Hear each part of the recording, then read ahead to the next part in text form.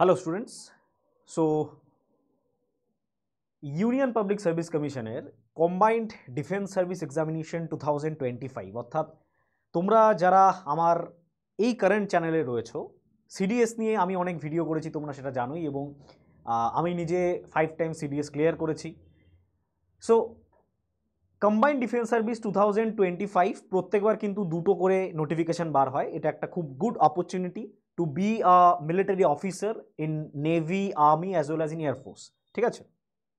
So এটা notification বের হয়েছে, জাস্ট আজকেই বের হলো নোটিফিকেশান।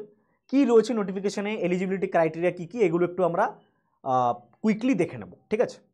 প্রথমেই যেটা আছে সেটা হচ্ছে যে candidate to ensure the eligibility factor নিয়ে কিন্তু খুব একটা প্রবলেম হয় আমাদের মধ্যে, যারা আমরা ওয়েস্ট বেঙ্গল থেকে এমনি সিডিএসের খুব কম অ্যাসপিরেন্ট রয়েছে, তাও স্টিল যারা প্রিপারেশন নিচ্ছ তাদের জন্য কিন্তু eligibility is a quite major factor. কেন major factor? Eligibility regarding exam pattern regarding কিন্তু একটা ভিডিও অলরেডি রয়েছে, সেই ভিডিওর লিঙ্ক তোমরা আই বাটনে দেখতে হবে, অ্যাজ ওয়েল অ্যাজ ডেসক্রিপশন বক্সেও সেই ভিডিওর লিঙ্ক কিন্তু দেওয়া রয়েছে। কীভাবে অ্যাপ্লাই করবে? অ্যাপ্লাই করা খুবই ইজি। upsc.government.in এর যে ওয়েবসাইট রয়েছে ওদের ওয়েবসাইটে গিয়ে তুমি রিক্রুটমেন্ট বা এক্সামিনেশন দুটো সেকশনের কোথাও গেলেই তুমি এখানে অ্যাডভার্টাইজমেন্টের ভেতরে তুমি লিঙ্ক পেয়ে যাবে। লিঙ্কে গেলে এখানে অ্যাপ্লাই নাও করলে, লিঙ্কে ক্লিক হেয়ার করলে এখান থেকে একটা আলাদা পেজে চলে যাবে, যেখানে তোমার যদি নতুন রেজিস্ট্রেশন করতে হয় সেটা করতে পারো, অথবা যারা অলরেডি রেজিস্টার্ড হয়েছে ইউপিএসসি ওয়েবসাইটে, ইউপিএসসির কোনো এক্সাম দিয়েছো, ইউপিএসসি সিভিল সার্ভিস বা ইপিএফও বা যে কোনো ধরনের এক্সামিনেশন, তারা তাদের ক্রেডেনশিয়াল দিয়ে কিন্তু লগ ইন করে তোমরা অ্যাপ্লাই করতে পারো। ঠিক আছে? আমি নোটিফিকেশানে চলে আসি। নোটিফিকেশান বেরিয়েছে, এক্স্যাক্ট নোটিফিকেশানের ডেটগুলো আমরা দেখে নেবো। জাস্ট আমি বেশি কিছু বলবো না, বেশি টাইম ওয়েস্ট করবো না, because time has certain value, সবার টাইমের ভ্যালু রয়েছে। প্রথমেই যেটা ফ্যাক্টর সেটা হচ্ছে এক্সামিনেশনের অ্যাপ্লিকেশন স্টার্ট হচ্ছে, এবং যে কারেকশন উইন্ডো সেটা কিন্তু 1 তারিখ থেকে, জানুয়ারির 1 তারিখ থেকে 7 তারিখ অবধি থাকবে, এবং রেজিস্ট্রেশন তোমরা কিন্তু এর আগেই কমপ্লিট হয়ে যাবে। রেজিস্ট্রেশন উইন্ডো কবে কবে রয়েছে সেটা আমি 1 বাই 1 তোমাদের বলছি। অনলাইন অ্যাপ্লিকেশন ফিল আপ করা যাবে হচ্ছে 31 ডিসেম্বর অবধি। অনলাইন যে অ্যাপ্লিকেশন রয়েছে সেটা ইউপিএসসির ওয়েবসাইটে তুমি 31 ডিসেম্বর অবধি বিকেল 6টা অবধি তুমি ফিল আপ করতে পারবে, তারপরে কিন্তু আর ফিল আপ করতে পারবে না। আর এডিট উইন্ডো তোমার 1 তারিখ থেকে 7 তারিখ খোলা থাকবে, অর্থাৎ তুমি তার মধ্যে কোনো কারেকশন থাকলে সেটা করতে পারো।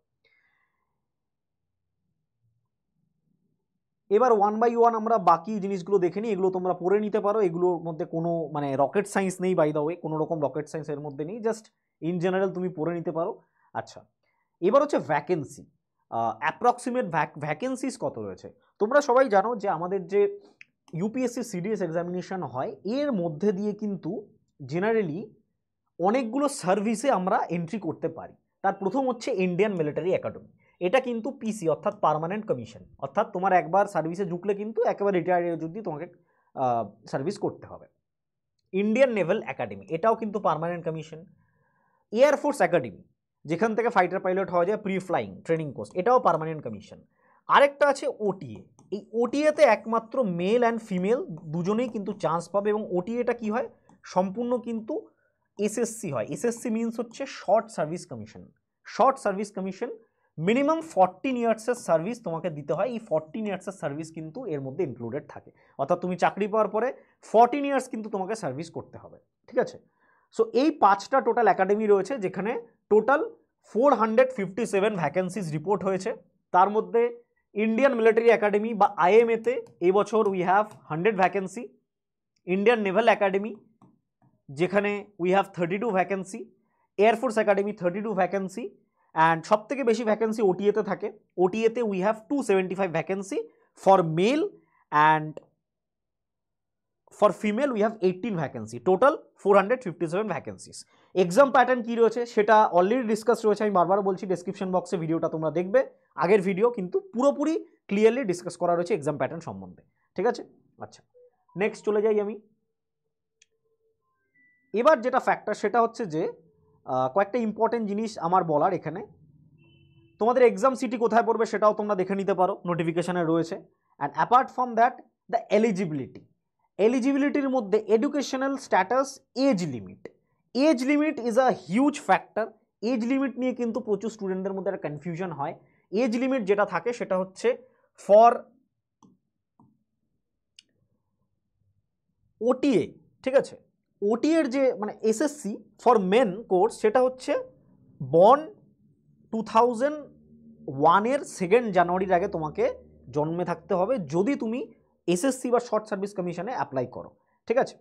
তো এর রিগার্ডিং এজ ক্রাইটেরিয়াটা ভালো করে দেখে নেবে, আমি বেশি ডিসকাস করছি না regarding age criteria, because age ক্রাইটেরিয়াটা ভালো করে দেখে নেওয়া কিন্তু তোমাদের দায়িত্ব, ঠিক আছে।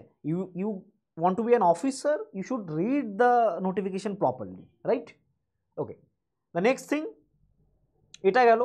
আর এখানে সেরকম এক্সট্রা কিছু নেই। Education and qualification we have, এটা একটা মেজর জিনিস, জাস্ট এটাই ডিসকাস করবো আমি। এডুকেশন অ্যান্ড কোয়ালিফিকেশন কী কী রয়েছে এডুকেশন অ্যান্ড কোয়ালিফিকেশনে? For IMA officers training academy যে কোনো ডিগ্রি, যে কোনো গ্র্যাজুয়েশন ডিগ্রি অ্যাকসেপ্টেবল।